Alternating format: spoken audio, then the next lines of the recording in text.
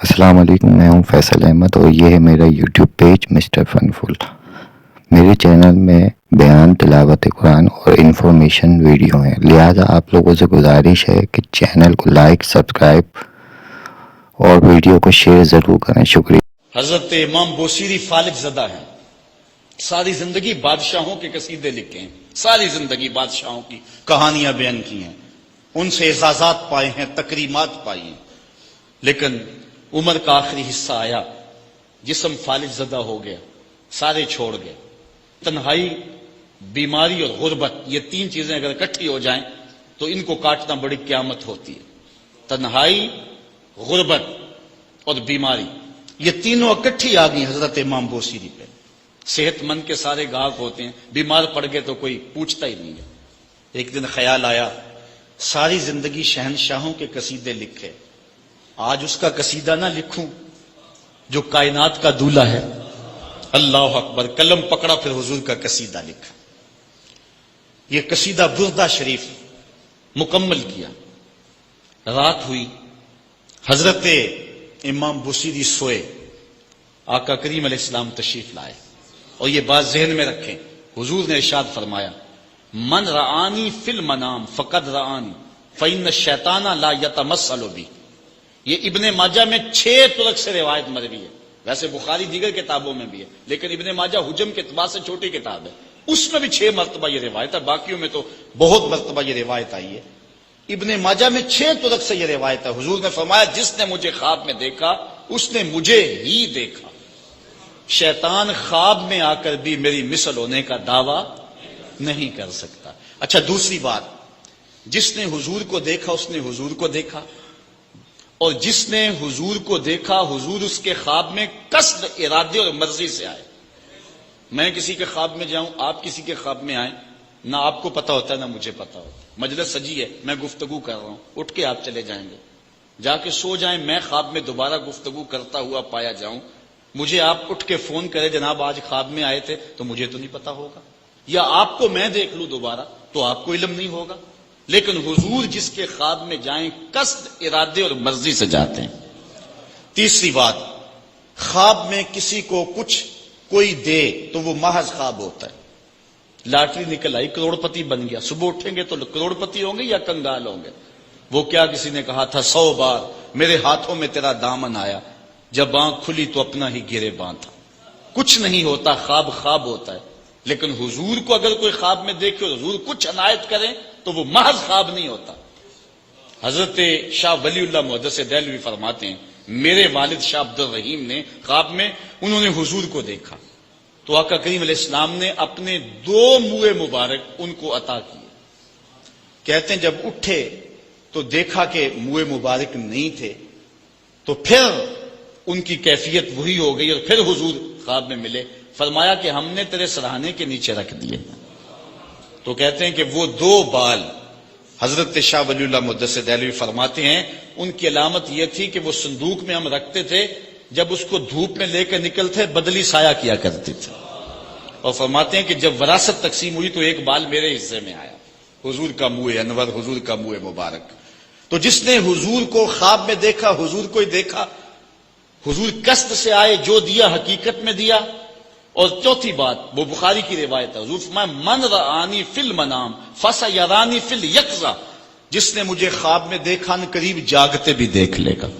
شارحین لکھتے ہیں ساری زندگی نہ دیکھ سکا، جب روح نکل رہی ہوگی رخ محبوب سامنے ہوگا، اور اگر اس وقت حضور کا دیدار ہو جائے تو اور چاہیے بھی کیا، سوکھا نکلے سا ظہوری جے ویخ لواں مکھ تیرا۔ اگر اس وقت حضور کا دیدار ہو جائے تو اور کیا چاہیے۔ تو حضرت امام بوصیری کہتے ہیں کہ میں سویا مقدر جاگا، حضور تشریف لائے، فرمایا بوصیری جو قصیدہ لکھا ہے وہ سناؤ تو صحیح۔ تو انہوں نے وہ مشہور قصیدہ مولا یصلی وسلم دائما ابدا، وہ قصیدہ حضور کی خدمت میں پیش کیا۔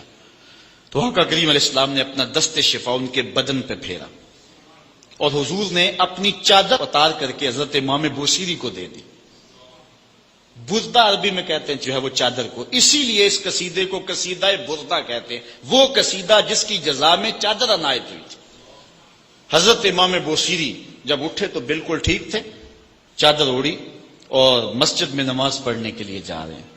راستے میں ایک درویش کھڑا تھا، کہا بوسیری رات والا قصیدہ تو سناؤ جو تم نے لکھا ہے۔ حضرت بوسیری کہتے ہیں میں نے لکھا تھا اور کسی کو پتا نہیں تھا۔ میں نے کہا کون سا قصیدہ؟ کہنے لگے بھولے نہ بنو جو حضور کو سنایا تھا۔ کہنے لگے کہ میں نے کہا کہ تجھے کیسے پتا ہے؟ کہا بتاؤں یہ چادر کون سی ہے؟ اللہ اکبر! تو امام بوسیری رحمت اللہ تعالی علیہ نے حضور علیہ السلام پر یہ درود لکھا، مولا یصلی وسلم دائماً ابدا، اور یہ جزا پائی۔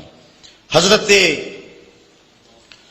سید محمد بن سلیمان رحمت اللہ تعالی علیہ ایک بزرگ گزرے ہیں، یہ 708 ہجری میں پیدا ہوئے تھے۔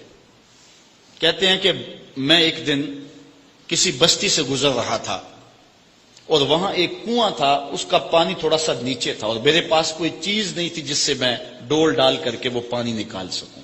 میں متحیر کھڑا تھا، ساتھ ہی ایک شکستہ سا کچا سا مکان تھا، اس مکان کے اوپر ایک چھوٹی عمر کی لڑکی کھڑی تھی۔ مجھے کہنے لگی کہ آپ پریشان ہیں؟ میں نے کہا ہاں بیٹے، مجھے پریشانی یہ ہے کہ میں نے وضو کرنا ہے اور نماز پڑھنی ہے اور وقت جا رہا ہے اور یہ پانی بہت نیچے ہے، اگر تم کچھ میری مدد کر سکتی ہو تو ضرور کرو۔ وہ چھت سے نیچے آئی اور اس نے آ کے اپنا لعاب اس کنویں میں پھینکا۔ حضرت شیخ سید محمد بن سلیمان فرماتے ہیں کہ میں نے دیکھا کہ یکا یک کنویں کا پانی اچھل کے کناروں تک آ گیا اور بہنے لگا۔ میں نے جلدی سے وضو کیا اور پھر میں نے اس لڑکی کو کہا میں تجھے اللہ کا واسطہ دیتا ہوں، تو مجھے بتا کہ تیرے پاس ہے کیا کہ تیرے لب کے ڈالنے سے یہ پانی اچھل کے اوپر آ گیا؟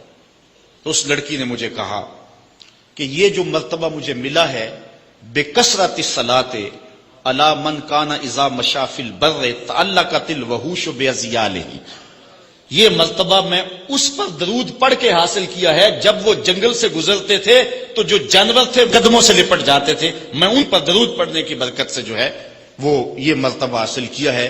تو حضرت سید محمد بن سلیمان کہتے ہیں کہ پھر میں نے ارادہ کر لیا کہ میں ساری زندگی حضور علیہ السلام پر درود پڑھتے ہوئے اور درود لکھتے ہوئے گزاروں گا۔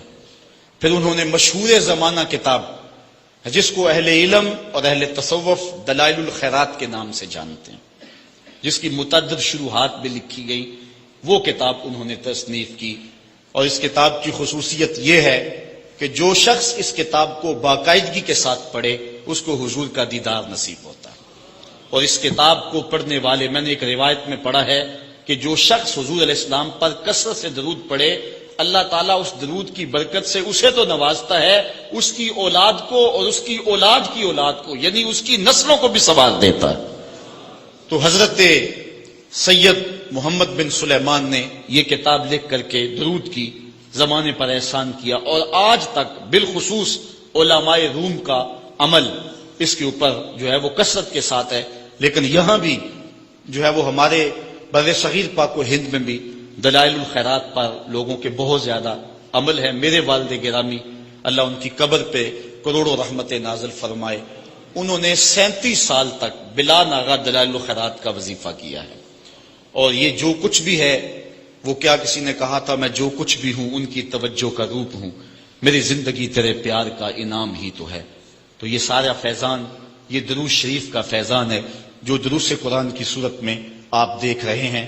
حضرت سید محمد بن سلیمان رحمت اللہ تعالی علیہ کا پھر انتقال ہو گیا اور سوس نامی ایک بستی کے اندر ان کو دفن کر دیا گیا۔ پھر اس کے بعد 77 سال کے بعد ان کو وہاں سے مراکش منتقل کیا گیا، اور آپ کو جب دفن کیا گیا، اور یہ بات اخبار مشہورہ میں سے ہے کہ آپ کی قبر کی مٹی سے درود کی برکت کی وجہ سے کستوری جیسی خوشبو آیا کرتی تھی، اور جب اتنے طویل عرصے کے بعد ان کو قبر سے نکالا گیا تو جب وہ فوت ہوئے تھے تو انہوں نے تھوڑی دیر پہلے حجامت بنائی تھی، اور جب لحد سے ان کو نکالا گیا 77 برس بعد تو ایسے لگتا تھا کہ جس طرح ابھی خط کروایا ہے، اور لوگوں نے ان کے جسم کو انگلی لگا کر کے دیکھا تو جس طرح ایک زندہ شخص کے جسم کو انگلی لگائیں تو خون ہٹ جاتا ہے اور جگہ زرد ہو جاتی ہے، تو ایسے ہی لوگوں نے پایا کہ جگہ زرد ہو گئی، پھر انگلی اٹھائی تو جو ہے وہ پھر وہاں دوبارہ سرخی آنے لگی۔ تو اس شخص نے بتایا کہ یہ دیکھو کیا ہے، تو پھر جو بھی زیارت کرنے آتا وہ انگلی لگا کے دیکھتا اور اس طرح دباتا آپ کی جلد کو، اور وہ زرد ہو جاتی اور پھر دوبارہ خون آتا، تو پھر ان کی زیارت بند کر دی گئی اور وہاں سوس سے اٹھا کر کے ان کو مراکش کے اندر دفن کیا گیا۔ جو شخص حضور علیہ السلام پہ درود پڑھے تو اس کو حیات جاوداں مل جاتی ہے، اور صاحب درود نبی کا کمال اور مرتبہ کیا ہوگا۔ تو فرمایا ان اللہ وملائکتہ یصلون علی النبی یا ایھا الذین آمنوا صلوا علیہ وسلموا تسلیما۔ آؤ ہم حضور کی بارگاہ میں پورے ادب سے ہدیہ درود پیش کریں۔ الصلاۃ والسلام علیک یا رسول اللہ وعلی آلک واصحابک یا محبوب رب العالمین۔